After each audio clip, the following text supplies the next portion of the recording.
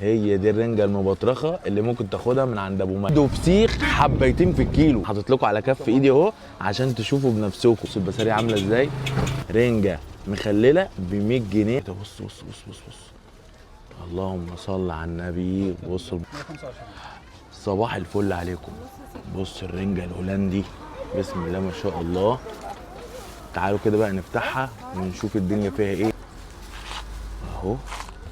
ايه ده ايه ده ايه ده ايه ده ايه ده ايه ده، بص كده، بص بص بص بص بص، اللهم صل على النبي. بص البطروخ بطول الرنجايه، بصوا دي اخر رنجايه اهي ما شاء الله، اللهم بارك. هي دي الرنجه المبطرخه اللي ممكن تاخدها من عند ابو مريم. يلا نشوف الباقي. بصوا بقى كمان عنده بسم الله ما شاء الله سردين عماني خطير. بصوا الوحدايه اكبر من كف ايدي. بصوا انا حاطط لكم على كف ايدي اهو عشان تشوفوا بنفسكم. كمان عنده حاجه تاني، سردين موزه بلدي برضو ما شاء الله كبير، بس ده نحيل كده ورفيع والله. وفي كبير اهو اهو اهو. بصوا سردين اسعار خطيره. كمان بصوا بقى هوريكم حلة بسارية، اللهم بارك اللهم بارك. بصوا البسارية عاملة ازاي، شعرية يا باشا، شعرية حاجة كده اللهم بارك. لوز تتحط في سندوتش تتاكل على طول. البسارية صغننة ازاي، بصوا بس ايه في قلبك. عمرك شفت رنجة مخللة زي السردين؟ تعالى اوريك.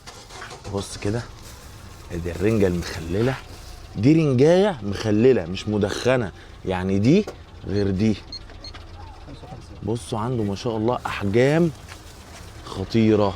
دي رنجه سمكه الرنجه بس مخلله عند ابو مريم ب 100 جنيه يا جدعان، ارخص من الرنجه المدخنه. تعال افرجك واقول لك ان هو عنده رنجه سمينه ما شاء الله ب 115 جنيه، ودي مخلطه، في منها بطروخ مقربش، في منها بطروخ عادي. كمان عنده بقى الرنجه البطارخ الخشنه اهي، البطروخ اهو برضه بسم الله ما شاء الله سعر خرافي ومش هتلاقيه عند حد. تعالى بقى خش كمان، دي الرنجه المخلله، رنجه مخلله زي السردين بس ايه رنجه. كمان ده السردين الهولندي المحترم الكبير، اللهم بارك اللهم بارك. كمان بقى ده السردين العماني بشكله بتفاصيله كده. بصوا الحبايه قد ايه، اكبر من كف ايدي اهي اهي. بصوا اهي. كمان بقى تعالى افرجك، ده الانشوجه او الموزه البلدي بتاعنا، ده السردين الانشوجه اللي بتاخد منه الانشوجه. وكمان اللهم بارك البساريه اهي. الكلام ده كله والتفاصيل موجوده هنا.